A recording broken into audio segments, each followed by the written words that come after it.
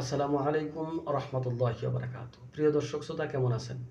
আশা করি আলহামদুলিল্লাহ ভালো আছেন। আমিও আপনাদের দোয়ায় ভালো আছি। তো আপনারা জানেন, আমি প্রতিনিয়ত প্রবাস সংক্রান্ত বিভিন্ন তথ্যগুলো আপনাদেরকে আপডেট দিয়ে থাকি। তো এর আগে আমি একটি মালয়েশিয়ান সম্পর্কে একটি ভিডিও দিয়েছিলাম। অনেক ভাই প্রশ্ন করেছেন আমাকে কমেন্টে, অথবা অনেকেই ফোন দিয়েছেন এবং অনেকেই মেসেঞ্জারেও আমাকে নক করেছেন। তো এক ভাই আমাকে প্রশ্ন করেছেন, ভাই মালয়েশিয়াতে যদি খোলা হয় তাহলে কোন কোন সেক্টরের লোক নিতে পারে, একটু বলতে পারবেন কিনা, আমাদেরকে আপডেট দিতে পারবেন কিনা? তো আমি আসলে আপডেট দিয়ে দিচ্ছি, আপনারা শুনেন। তো প্রথমত, যে মালয়েশিয়া কন্ট্রাকশন কোম্পানিতে লোক নিবে 100% আশা করতেছি।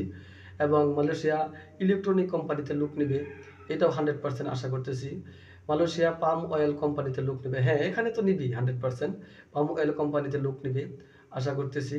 মালয়েশিয়া খাদ্য উৎপাদন কোম্পানিতে লোক নিবে এবং মালয়েশিয়া ঔষধ কোম্পানিতে লোক নেওয়ার সম্ভাবনা রয়েছে। এই যে 5টা কোম্পানি আমি আপনাদেরকে বললাম, এই 5টি সেক্টরে লোক নেওয়ার সম্ভাবনা রয়েছে সবচাইতে বেশি।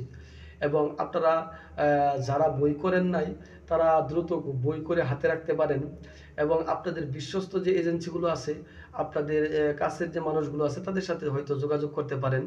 এবং যাদের বইয়ের মেয়াদ শেষ হয়ে গেছে, তারাও হয়তো রিনিউ করে রাখতে পারেন, কারণ যে কোনো সময় মালয়েশিয়ার সংবাদ আসতে পারে।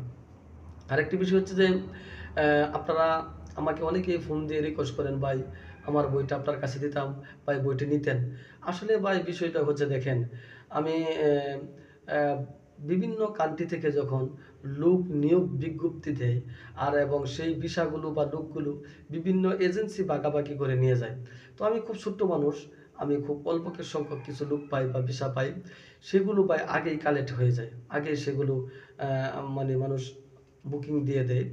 সেই জন্য আমি আপনাদের অনেককেই আমি বলতে পারি না যে আপনারা বই দেন, আপনারা আসেন, সাক্ষাৎ করেন, কথা বলেন। সেই জন্য আপনারা কেউ মন খারাপ করবেন না, আমার প্রতি ভিন্ন ধারণা করবেন না, এতটুকু রিকোয়েস্ট আমি আপনাদেরকে করব। এবং আপনাদের যদি প্রবাস সংক্রান্ত যে কোনো বিষয় আপনাদের জানার থাকে, আপনারা আমাকে কমেন্টে প্রশ্ন করবেন, আমি সেই আপনাদের প্রশ্ন উত্তর দিই, প্রশ্ন অনুযায়ী উত্তর দেওয়ার চেষ্টা করব ইনশাআল্লাহ।